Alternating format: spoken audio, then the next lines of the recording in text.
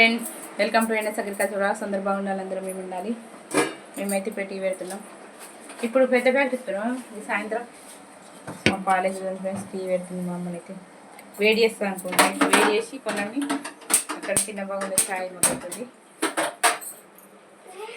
Morning అయింది వేడైతే చేస్తుంది. పిల్లలు చూడండి ఎప్పుడు కానీ ఇంట్లో అదే అల్లరి. పిల్లలు ఇంటికి ఉంటే లైట్ వేయడం కానీ మొక్కడం నాకు అలవాటు. ఏం చెప్తున్నారా బిడ్డ? ఎప్పుడు ఫోనేనా? ఏం ఆడుతున్నావు? ఇంకేం ఆడుతున్నావు? హాయ్ చెప్పు. హాయ్ చెప్పు. పోవద్దా మరి అమ్మ వాళ్ళకి వచ్చి 2 రోజులు అవుతుంది. ఇంకా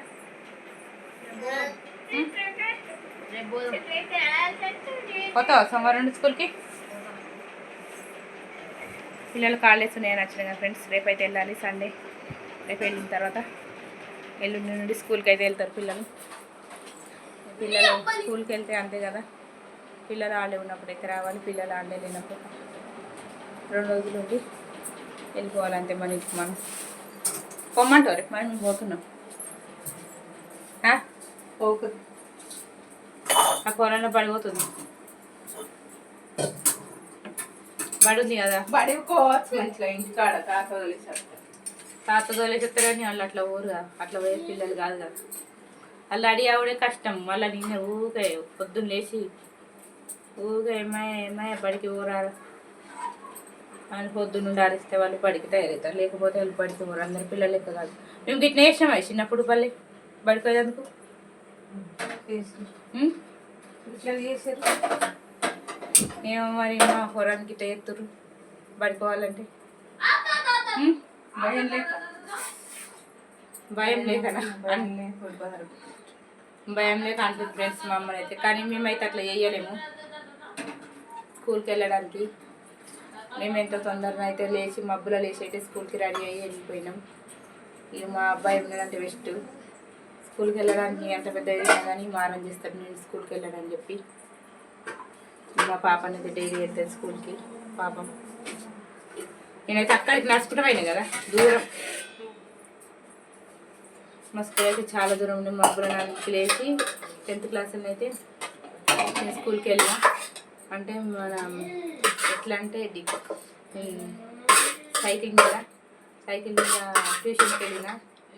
మా అబ్బుల నాన్నకి ట్యూషన్కి వెళ్ళి మళ్ళీ అక్కడ నుండి వచ్చి 8 వచ్చి మళ్ళీ 9 వరకు స్కూల్కి రెడీ అయ్యి ఇక్కడ నడుచుకుంటే 10 o'clock మళ్ళీ స్టడీ అవర్స్కి 6 o'clock దాకా. మళ్ళీ నేను వచ్చేసరికి అయితే 7 టైం అవ్వు. అప్పుడైతే మాకు చాలా లేట్ అవ్వు. అప్పుడైతే మాకు స్కూల్ చాలా దూరం ఉండే. కానీ ఇప్పుడు పిల్లలకి అప్పుడు మా అంత కష్టం లేకుండా కానీ ఇప్పుడు ఆటోలు పెట్టినా కానీ పిల్లలకైతే లేజీతనం బాగా అయిపోయింది.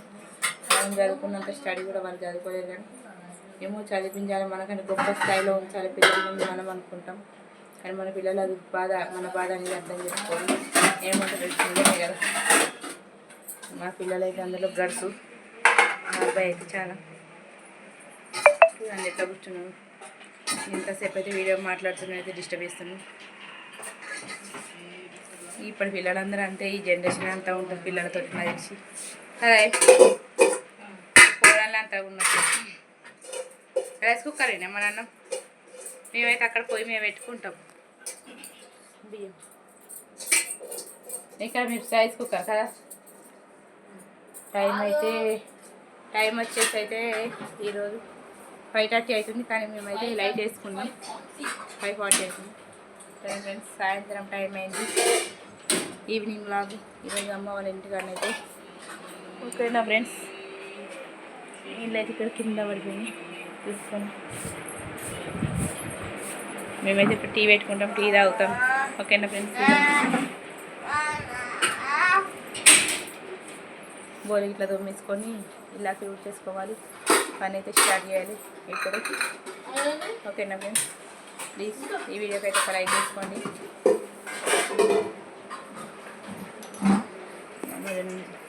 బోల్ అయితే బయటేస్తుంది.